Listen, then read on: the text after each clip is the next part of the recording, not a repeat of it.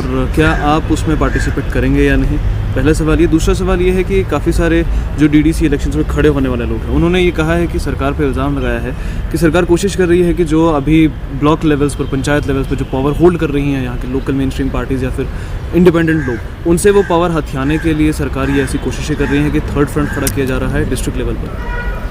देखिए, मैं आपको एक बात बताऊं, जहां तक ताल्लुक है इलेक्शंस का, पहले पंचायत के हुए, अभी डीडीसी इलेक्शंस ये अनाउंस करने जा रहे हैं। अभी गवर्नर साहब ने, मैंने भी सुना था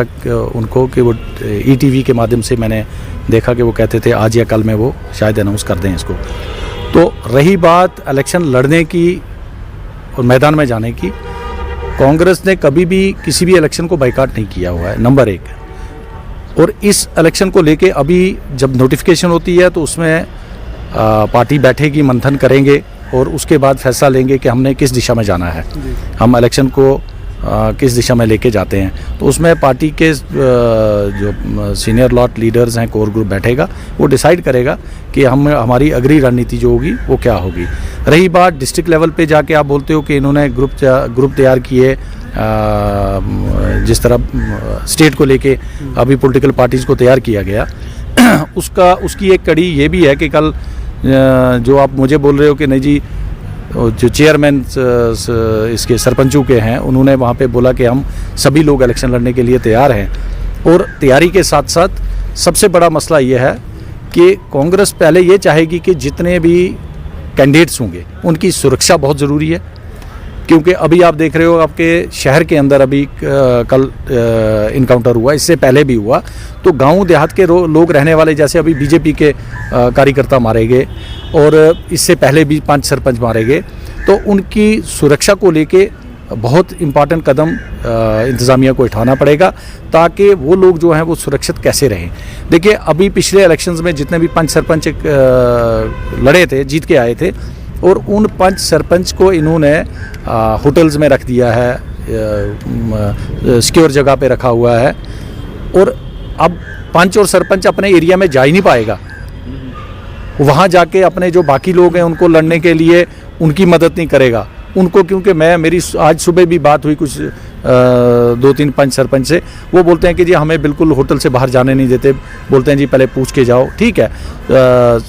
सुरक्षा बहुत इम्पॉर्टेंट है, लेकिन उनको सुरक्षित पहुंचाने के लिए भी इक़दाम जो हैं वो उठाने पड़ेंगे सरकार को, अगर इस इलेक्शन में सीरियसली। और सबसे बड़ा इशू ये होगा कि ये आज के जो इलेक्शन होंगे, इन इलेक्शंस को आप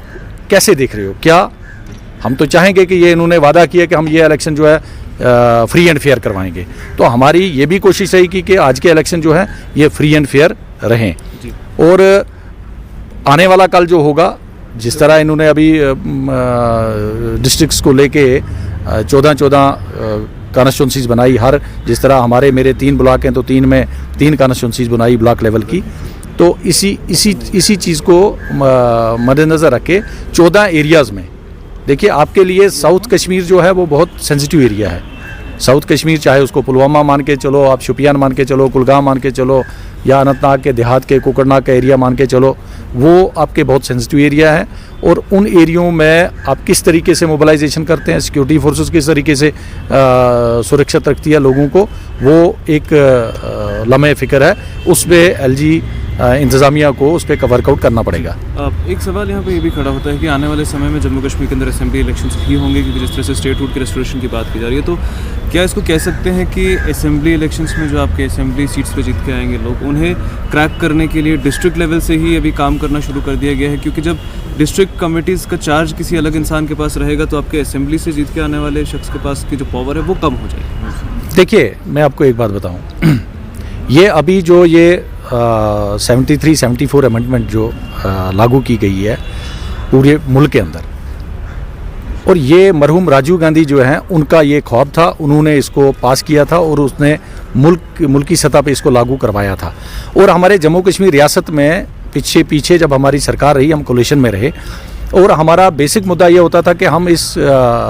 73-74 अमेंडमेंट को हम लागू करें स्टेट के अंदर। तो हम कोलिशन में थे, जो हमारे साथ की पार्टियां थी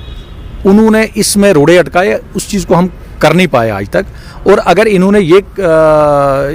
इस काम को, उसी काम को आगे बढ़ाया और इस 73, 74 अमेंडमेंट को लागू करने के लिए जो हम कहते हैं 3 टायर जो सिस्टम बनाने की कोशिश है,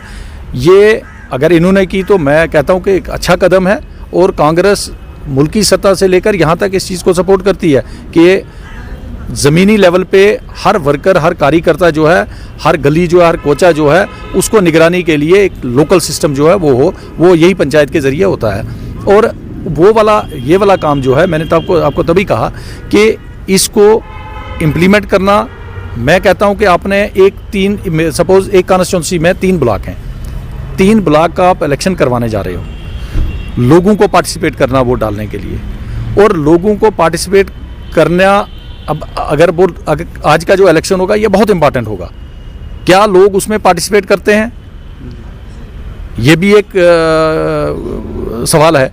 और अगर लोग इसमें पार्टिसिपेट, अगर गवर्नमेंट की इन्फॉर्मेशन ठीक है, लोग पार्टिसिपेट कर रहे हैं इसको, तो मुझे लगता है बेहतर ये था इनको स्टेट अनाउंस करके इनको सीधा असेंबली इलेक्शंस में जाना चाहिए था, ताकि लोगों के मुफाद के लिए लोकल जो गवर्नमेंट बनती है, स्टेट की जो गवर्नमेंट बनती है, वो गवर्नमेंट बनती, चीफ मिनिस्टर बनता, अपने एमएलए चुन के आते, जो ब्रिज बनते, जो सरकार और अपने लोगों के बीच में रहते, वो काम करते। और उसके साथ साथ जो ये 3 टायर सिस्टम है, ये निज़ाम भी जो है उसके साथ साथ ये भी चलता। तो अब सरकार का फैसला है, हम तो ये नहीं कह सकते उनको कि हम सुझाव ही दे सकते हैं कि कौन सी चीज़ ठीक है कौन नहीं है। और दूसरा एक सवाल है कि पंचायत इलेक्शन जब पहले हुए वो नॉन पार्टी बेसिस पे हुए, और अभी के जो इलेक्शंस हो रहे हैं ये पंचायत के नॉन पार्टी बेसिस पे होंगे, जो खाली असामियाँ उनको पूर्ण करने के लिए, ठीक है। लेकिन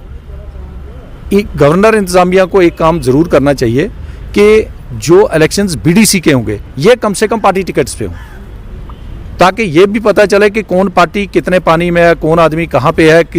कौन लड़ रहा है इलेक्शन, कौन नहीं लड़ रहा है। और पार्टी टिकट पे इलेक्शन लड़ना सरकार के लिए भी ठीक होगा और हमारे लिए भी ठीक होगा, क्योंकि पॉलिटिकल पार्टीज़ की पार्टिसिपेशन जो होगी वो ये पता चलेगी कि किस किस पार्टी का कैंडिडेट जो है अपनी टिकट पे इलेक्शन के लिए उतरा हुआ है।